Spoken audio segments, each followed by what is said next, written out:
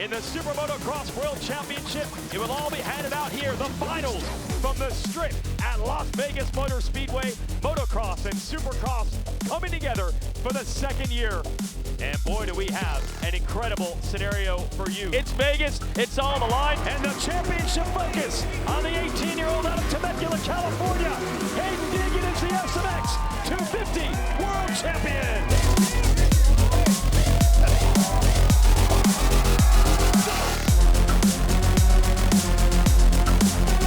For the second year in a row, Jett Lawrence is the World Champion. And 1-2 for the Lawrence boys in the 450 class.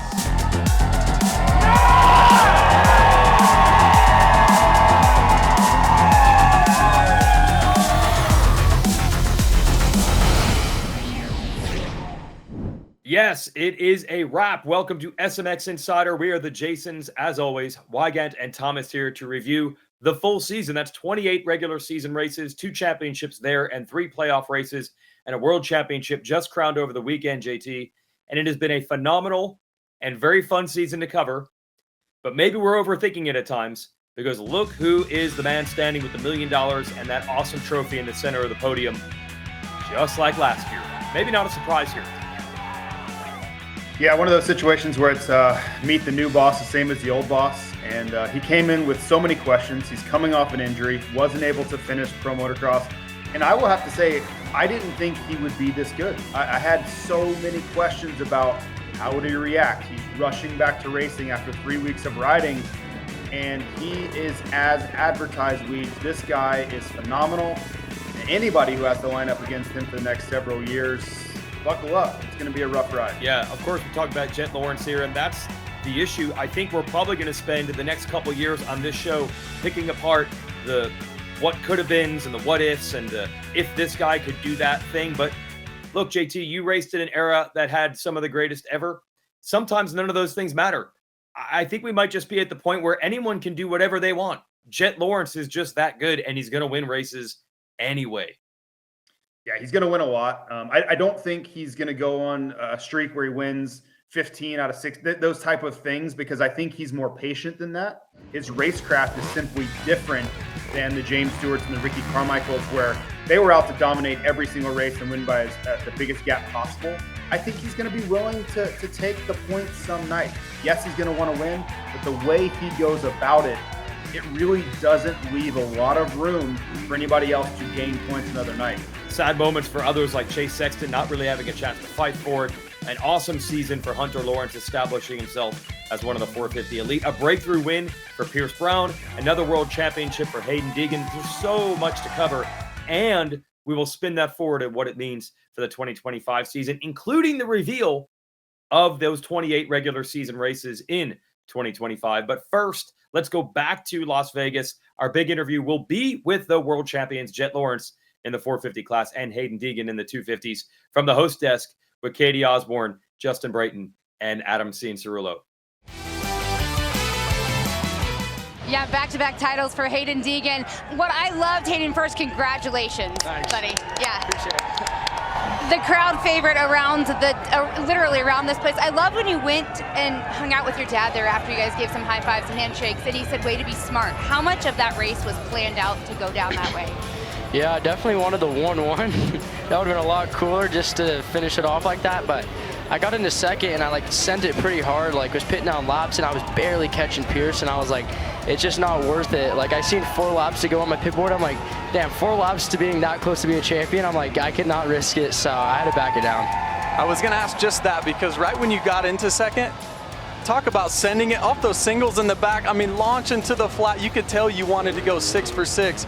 You obviously just confirmed that was the plan at that time, but then brain took over and said, nah, 500K is good enough. Yeah, the mind definitely took over when it seen 4 laps to go. Yeah, I just don't, I see you out there, man. You're always so aggressive, but you're thoughtful about it too. You know, you don't just go out there and just send it recklessly. Is that mean, is it something that you're thinking about a lot out there, or is it really just kind of instinct? You just go off instinct? Yeah, I think it's just, instinct. I'm just raised as an aggressive kid, so I think it kind of correlates to how I ride, but I'm really just trying to get to the point where I can be aggressive and have that perfect technique as well, and kind of make like a little demon on the bike. So that's what I'm trying to do at the moment. I got a question for you. Did you think you'd be this good? I don't know. Honestly, the plan was like this year I just won a few races maybe, and then next year was my championship year, right? Like that was my goal, to try and get a championship next year, but to win 3 championships by the time I was 18, that's definitely blew my goals definitely off the list. Jett, I love that when you started right after that first moto, you said, all I'm gonna do is go out and win. I gotta keep it simple, and you just did just that. Well done, my friend. Yeah, I think that's the best start I've ripped all year. Stop lying. Stop lying. You're out of there every time, dude. And obviously Hunter also ripped a good one too. So it was like, it's good, but also it's like, it stings a bit because it's against my brother. I obviously want to see him win too, but we're both out there. So it's like a little bit difficult, but nah, we're happy to come back, and yeah. When you kind of share these moments together, looking at you from last weekend and how much we saw the intensity in your face. Flipping the switch now, can you kind of reflectively think back to this week? Did you do anything different? Was it a different psyche? Anything that teed you up? I think every racer out there, they hate losing. Yeah. And obviously it was a slight mistake on my behalf with stalling it, and it stung a bit, but I think, now I feel like these are the last race things. I feel like I'm built for it now, so it's kind of good to go back to back with an all-win scenario, and it was, I think it was also sick to go up against Hunter with it. Going into Charlotte, obviously there was a lot of speculation on your injury, how much time you had on the bike. Did you surprise yourself a little bit round one of the playoffs? Honestly, I think now I could say I always try to be pretty humble coming in. I don't want to jinx myself, but I felt like I was going to be a podium guy. I felt confident. I was doing similar laps and lap times to Hunter. Hunter was actually faster than me going into Charlotte, but I could match a few laps, and obviously the more times I ride, I feel like I get better and better, so I feel like just that race weekend, it just brings that extra bit out, and obviously I think the win surprised me a little bit, but I was definitely trying to aim for a podium. 30-second board time, hot topics in the sport. Yes, congratulations to those champions, Haiden, Deegan, and Jett Lawrence, but a breakthrough, JT. So Pierce Brown finally gets his first win after 4 professional seasons. I'm just putting it to he finally got good starts and then wins races. Which way do you take it for the 39? Well, we've seen him race for a long time, and this is kind of the breakout ride. We've seen him around the podium, but not this level of performance where you could make an argument he was the best rider on the night, even with the win, right? He really kept Haiden Deegan honest in Moto 1, and then he was the man in Moto 2. Even Haiden Deegan said he had to back it down a little bit. So I'm not ready to say he's going to be a championship contender in 2025 or be able to replicate this type of success, simply because we have too much data to the contrary to make that kind of claim just yet. We could show you the 250 SMX points. So Brown came into the final round with triple points on the line, ranked 7th, which is about where you'd expect him to be. He ends up 3rd and not that far off. Actually, he could have got 2nd if it had worked out in a certain way. Going from 7th to 3rd, JT, is $132,000 more, but that's triple points racing. We've already come to get used to this when you look at these final results. Round 3 is what matters. Yeah, not a bad weekend for Pierce Brown. It's hard to find somewhere he didn't win, right? Like the points, he jumps up at the right time, that triple points, he really leaned into that and made the most of it. He gets to win that extra $50K purse for winning the race.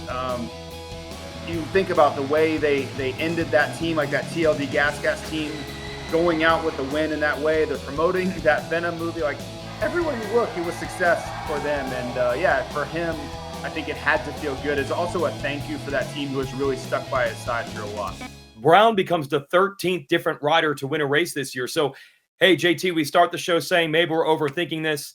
It's all about Jett Lawrence. It's all about Haiden Deegan. But in between all that, we did have quite a bit of parity this season. We did, and it really bodes well for the future. When you have that many riders that can win at this level, something's going right? Like the talent is being developed. And yes, we have our superstars. We have the protagonists.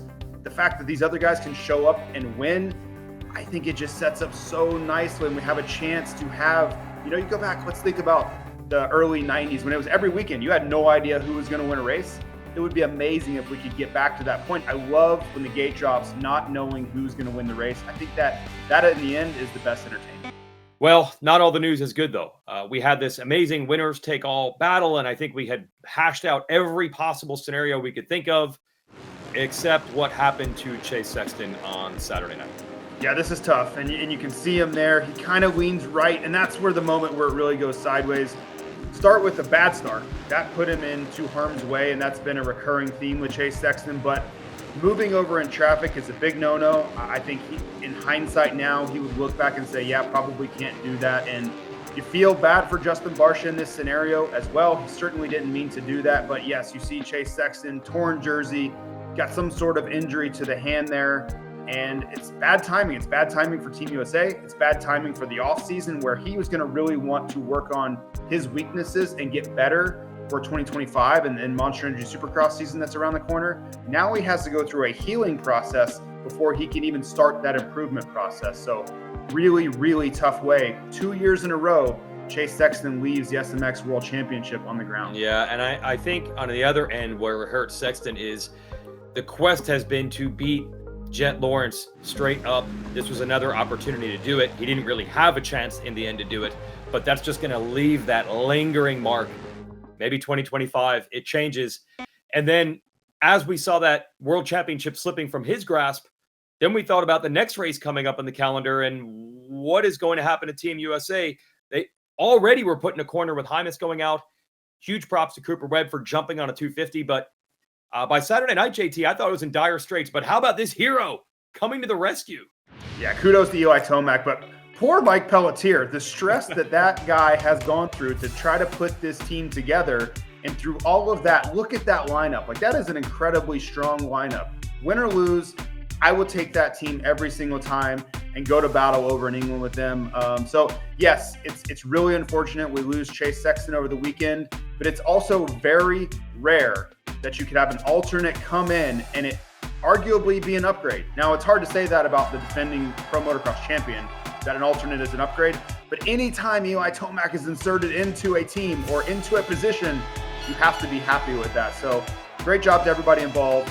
Cooper Webb, I was even told he called Eli Tomac on Sunday lobbying for the case, like, hey, let's do this. I'm all in. I'm taking this extremely seriously. We're going to go up there and do the best job possible. And in the end, thankfully, Eli Tomac decided to make a last-minute switch, and he has joined Team USA.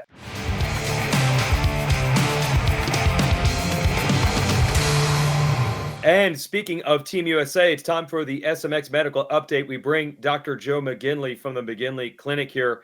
I cannot believe Team USA has been able to absorb 2 injuries to the 3 riders, or actually 3, because Aaron Plessinger is still ailing a bit, even though he's still on the team.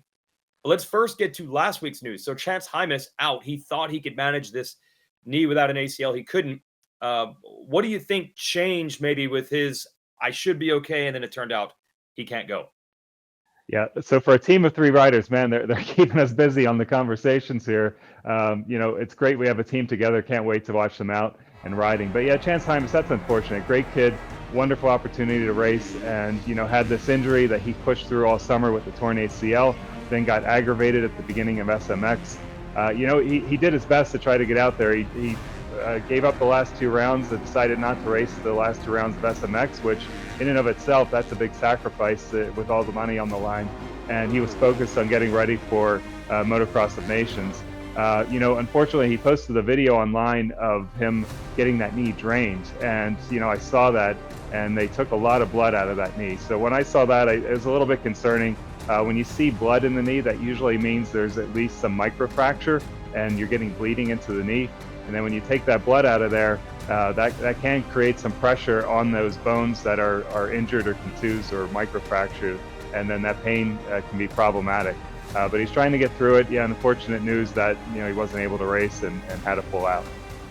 Yeah, so Dr. Joe, I have a question for you. I was in a similar situation in 2011, and our broadcast team member, James Stewart, actually landed on me at Houston 2011. Tore my ACL, had a bunch of meniscus damage. But I continued to race with it simply because I needed to. And we went to Daytona. I was having a lot of pain in it, and the decision was made to drain it in a similar way to Chance Hymas. We were all hoping that this would make it better. I would see some improvement, pain management wise, and it was so much worse. I remember Daytona was one of the most painful days of the entire experience on the back end of having that drain. And I was caught off guard. I had no idea that would go that way. So in that, if you are the doctor managing this injury, is that something you would maybe recommend doing or not doing? Because I remember in my personal experience at the time, it was a no-brainer. Hey, you have a lot of swelling. Let's remove that. You're going to get some pain relief out of it. And it went completely the opposite direction for me. Yeah, that's frustrating, right? When you get a procedure, you think it's going to work and you get the opposite effect. From my side of things, I'd need to see the imaging to see exactly what was going on in there. That would make all the difference in the world. So intuitively, if you injure the knee and you get swelling, that swelling creates a lot of pressure on the joint, makes the joint difficult to move. So, the correct thing typically is to get the fluid off. Now, if you take that fluid off and there's blood in there, that usually means it's a little bit worse than you were expecting. And sometimes that fluid can act like a separator or spacer in there and sort of alleviating the pressure on those injured areas. So in your situation, it may have been a little bit worse than anticipated. When they took the fluid off, those bones that were injured or irritated were now contacting each other, and then that was causing increased pain because they were already irritated. You relieved that cushioning from the fluid, and that made that situation worse. That's hard to say. If you have the imaging, that's a little bit easier to make that call. But yeah, intuitively, if they're swelling, you get the fluid off, you think it's going to be better unless there's something else going on. Now we'll move to Aaron Plessinger, who hurt his shoulder at the first SMX round and definitely caused a drop-off in his results. But he was much better now in Las Vegas. I asked him about the shoulder injury. Kind of didn't break the collarbone, but hurt both ends of it where it attaches to the sternum and then to the shoulder. So just talk about what he could be dealing with there. Yeah, great news is, he's still riding. He's still out there racing. Great weekend of racing this past weekend. So he's progressing in the right direction. He's doing all the right things. Seeing Dr. G getting all the anti-inflammatory work done to help with that area. So with the clavicle, most times we're talking about breaks, so fractures of the clavicle. That's one of the most common injuries we see in motocross. But you can have dislocations as well. So at the AC joint, if you have an injury, sometimes those bones can separate. That can be a little bit more problematic. There are ligaments on both sides of the clavicle. So the clavicle is your collarbone, and there's ligaments closer to your chest, and then there's ligaments that hold it along the outside of the shoulder. So if you strain those ligaments, it creates some motion that can occur on that bone. So if you can imagine you're riding, that's a big stabilizing structure of your shoulder, and now that bone's moving a little bit relative to the joint. That could cause quite a bit of pain, discomfort, and irritation. But the good news is those ligaments are still intact, so structurally everything's sound. It's just a little bit loose. So the procedures and things he's getting done, that's the correct way to go. He's improving, so I don't expect him to miss the race. I think he's going to be out there strong and riding. He's not going to let us know. I'm sure he'll be bugging him a little bit for sure. But he's a tough guy. He's going to be out there riding and representing the USA exceptionally well. Yeah, all Team USA fans that saw Plessinger running well in that final moto in Las Vegas, that is a sigh of relief for the fans and probably for him and his camp. He told me he'll be fine in 2 weeks, but they always say stuff like that. So we'll find out how it actually goes. Thanks for the time, Dr. Joe, and appreciate the updates. Go Team USA. Thank you. We'll be cheering them on, that's for sure. Okay, good stuff there from the good doctor. Let's check out the final 450 SMX standings here. A bunch of things are going to jump out. I always want to point out that for the top factory riders, they are making a lot of money all the time. Their salaries, their race win and podium bonuses, but they still want it. One thing that jumps out to me, JT, is Justin Cooper, who is riding with a hairline crack in his collarbone, did not even practice Friday, shows up, finishes well, and that 8th place, that's $100,000 that he might not have made if he didn't line up. So that one sticks out. And then beyond that, you got a lot of privateers too, making the money. Yeah, this is what it's all about. This is where you see those guys so motivated and guys riding through injuries and fighting through the pain, which no doubt was the case for Justin Cooper this weekend, but he probably made 30 or 40 extra $1,000 than he would have if he did not race in Las Vegas. So you want motivation? That's where it is for a lot of these riders. Guys like Harry Koulas and these guys just moving heaven and earth to show up for these events. Las Vegas was the payoff. Although the money's the biggest at the top, they're probably the guys that are concerned about the money the least. This is about pride. This is about, in this case, a 3 or 4 rider tilt going into the final round. Who's truly the man? And we found out once again, that man is Jett Lawrence. It sure is. And I would argue that with Hunter. I think the money was pretty important to Hunter, but I think the conversation does tilt your way for Jett and Chase Sexton. Jett wanted to prove that he's still the guy, and if that old saying, if you want to be the man, you have to beat the man. Well, make no mistake, Jett Lawrence is the man right now. And I think this was just confirmation that through an injury, coming back a little unprepared, he still got the job done in the end. Yes, you're right. The $1 billion is nice. And you actually got some insight from Hunter, who might be the story. Even though he didn't win, Hunter's progression on a 450, I feel I heard more people talking about that before and after the race than any other topic. And then you saw him after the race. He did appreciate the $500,000 for second also.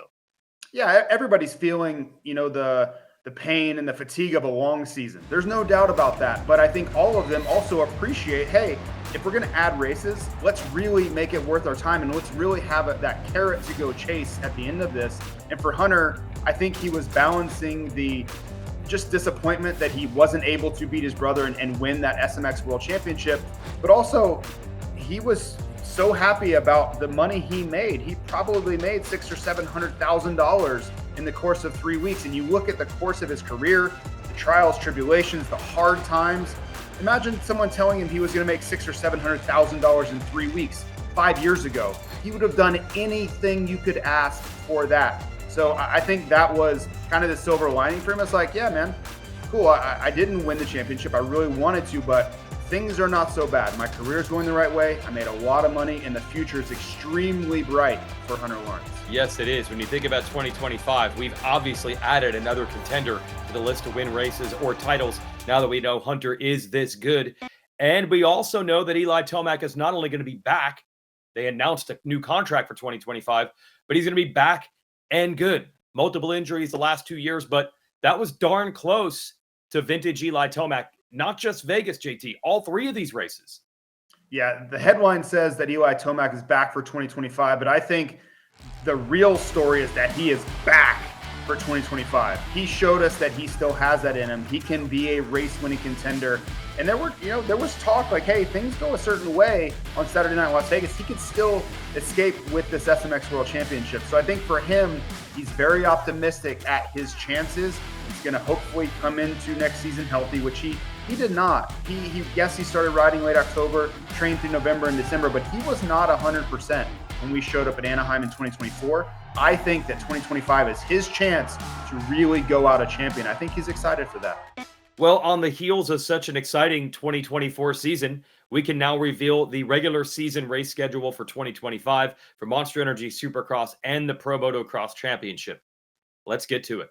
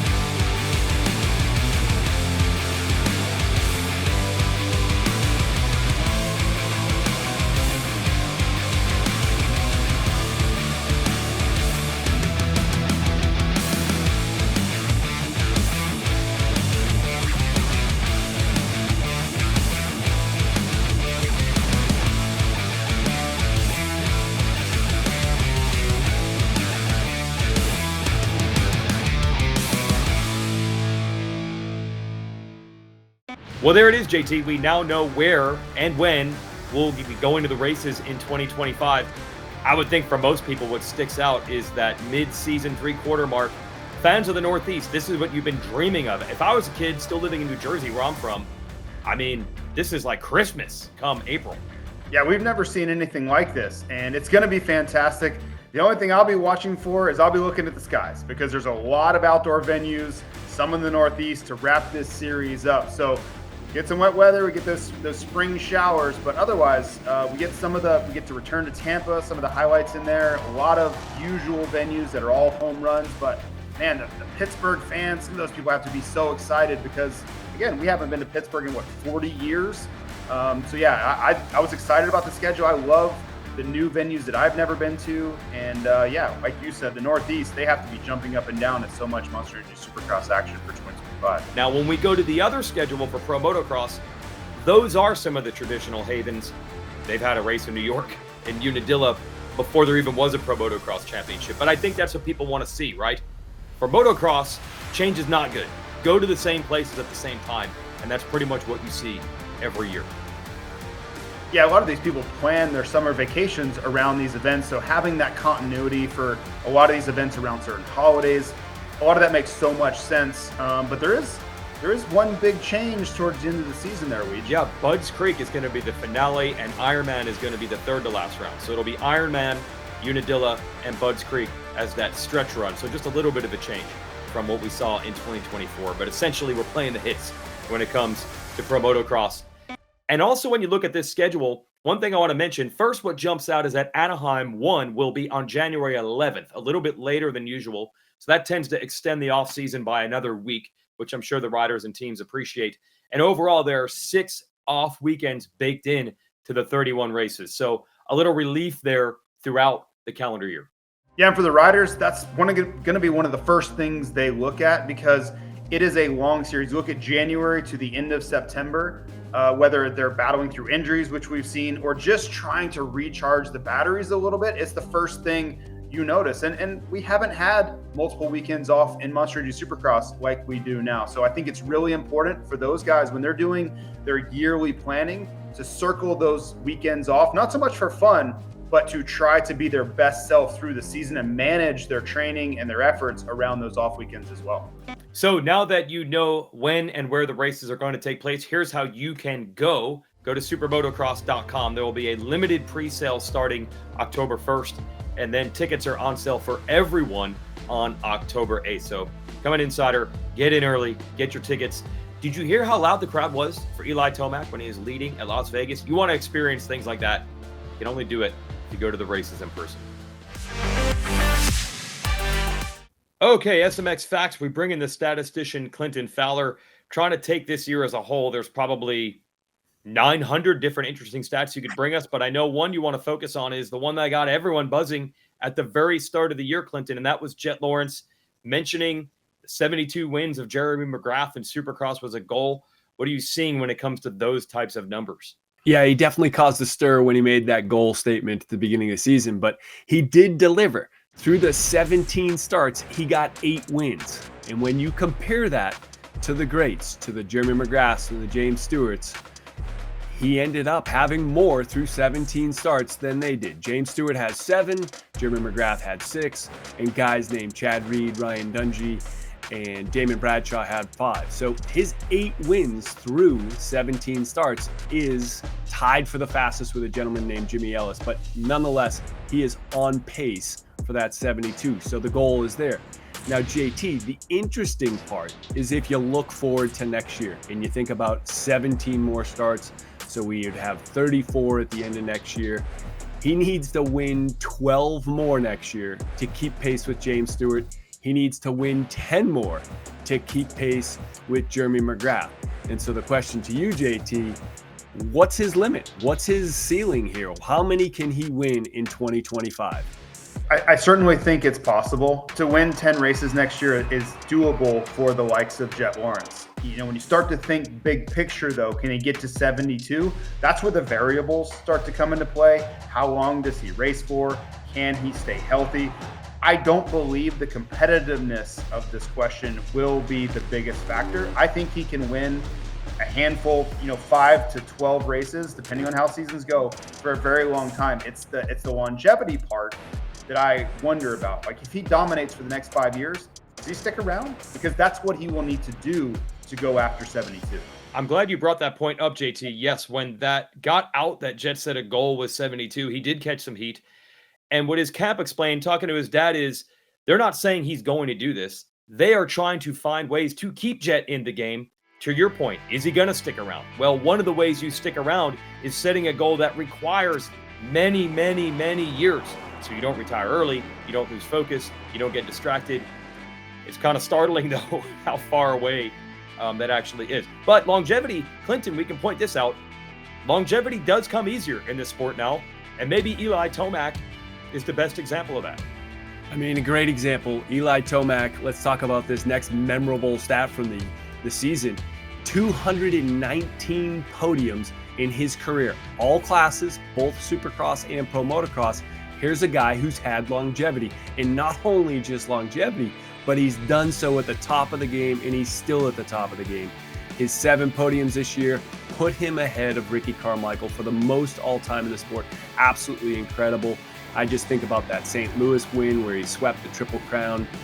Just a great season to see him continue to perform at a top level. And JT, looking forward to next year. We get one more season of the legend, and he's got another goal, I guess you could put in place, 3 more podiums, and he would tie Chad Reed for premier class total podiums with 176. 4, and he passes them. And so I think that looks like an easy one, JT, but what do you think? Well, it's an incredible stat. When you start to look at the numbers he's putting up, and you hear this term accumulator thrown around, but it's so often associated to mediocrity, right? You look at well, he's not a Hall of Fame guy. Yes, his numbers are really high, but it's just he just hung around for so long. The exception here is a guy like Eli Tomac, who has those numbers to be the accumulator, but it's through excellence, right? That is really the differentiation here, and what makes him so special is he is putting up insane numbers of podium finishes, of wins. He's the second all-time winningest rider in Supercross. Those things don't come along very often, so he is that rare breed where he's got the longevity, the insane amount of numbers, wins, races, podiums, all those things, and it's also on the side of the excellence where it's the top bar, top tier. It's an incredible run he's had, and I think it's a career we'll look back on and only appreciate more once it's over. Here's what I love about it. I remember when Eli first broke in, when he was the young guy like Jett Lawrence, and he actually got into a little rivalry with Chad Reed. Chad Reed had some brash things to say, as Chad Reed usually does. Eli actually knocked him down at a race and then said, "It's weird because I had his jersey on my wall and posters when I was a kid. I looked up to Chad. Now I got to battle him." We kind of hear the same thing with Jett Lawrence looking up to Eli Tomac growing up, and now they're battling on the track. So there's that longevity, Clinton. I feel like a lot of these numbers, the numbers we're used to, are going to change because the riders just can stick around longer. Yeah, I mean, this generation of riders from Eli Tomac, Justin Barcia, Jason Anderson, they're sticking around for a lot more years than the previous generation. So maybe Jett will even surpass all of these numbers we're talking about. That's right. Hey, keeping the stars in the game is a good thing. And if you got to set big goals to keep them in, that's fine with everybody involved, because you heard what they were cheering for when Eli Tomac was out front. So thanks for the stats, Clinton, all year long. I'm sure we'll have a lot more interesting ones next year. Okay, that is a wrap on our wrap up of the SMX season, both regular season and playoffs. But there's still a race remaining, Motocross of Nations in England. JT and I are both headed there along with this show. We'll have a preview for it next week. And we talked, JT, quite a bit about Team USA on this show. But that's actually just a fraction of the regulars that we see throughout the year that'll be competing in that race. Yeah, so by the time this episode comes out, I will be in Europe. I'll boots on the ground, getting recon for Team USA. But you think about how many riders from our Monster Energy Supercross and Pro Motocross making up SMX that will be at this event. Tom Vials, the Max Anstey's. There are riders all up and down the top 10 of SMX Championship points that are going to be representing their country at the Motocross of Nations. So there are going to be a lot of familiar names. Maybe I'm not on the team you're necessarily cheering for, but familiar teams in that race. Ken Roxon, another one. Stars everywhere. Yeah, that includes Team Australia that has these 2 kids, the Lawrence brothers, on Team Australia. I heard they're pretty good. And also Jorge Prado little preview, coming to America full-time in 2025. You'll see him in action as well. So a lot to talk about. So join us for our Motocross of Nations preview right here next week. Won't go down, I will win this race. I'm winning. It's time to give the best of me. I'm winning. I give my all, not scared to fall. I'm winning. I rise on the backs of those before. I'm winning. Tired of being beat down, wrapped up and making no sound. Gotta get out of this mess now. I gotta stop losing me. Was down but now I'm ready. Sharp focus like a machete. My future weighing on me heavy, not backing down. Gotta breathe. Won't go down, I will win this race. I'm winning. It's time to give the best of me. I'm winning. I give my all, not scared to fall. I'm winning. I rise on the backs of those before. I'm winning. I'm doing it for me now. There's no time to be messing around. Take big steps to move forward. I gotta stop losing me. Those good signs of progress point me to what is the best. Opportunity, feel me, not backing down. Gotta breathe. Won't go down, I will win this race. I'm winning.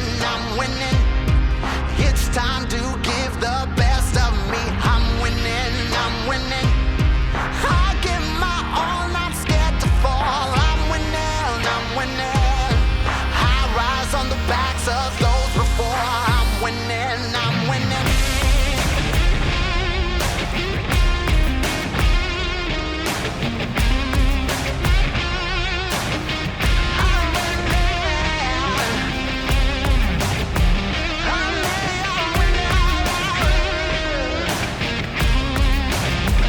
Not scared to fall.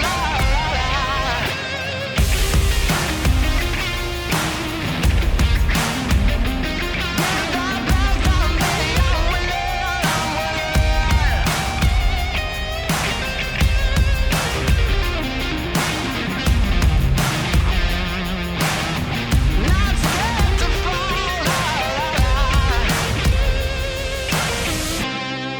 Won't go down, I will win this race. I'm winning.